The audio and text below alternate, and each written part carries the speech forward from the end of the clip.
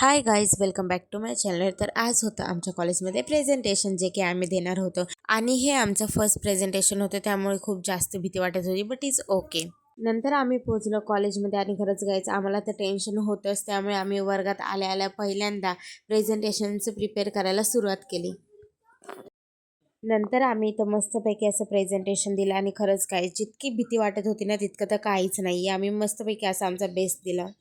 तर गाईज हे बघा, आताच आमचं प्रेझेंटेशनचं टेन्शन गेलं आणि लगेच मॅडमने आम्हाला असाइनमेंट कंप्लीट करायला दिले. त्यानंतर आम्ही पोहोचलो स्टेशनला आणि अजून आमचं काम बाकी आहे, जे की मी तुम्हाला व्लॉगमध्ये दाखवते. त्यानंतर मी पोहोचली इथं घरी आणि घरी पोहोचल्यावर खरंच खूप बरं वाटतं आणि आमच्या डॉगीची पिल्लं बघा किती क्यूट आहेत ना.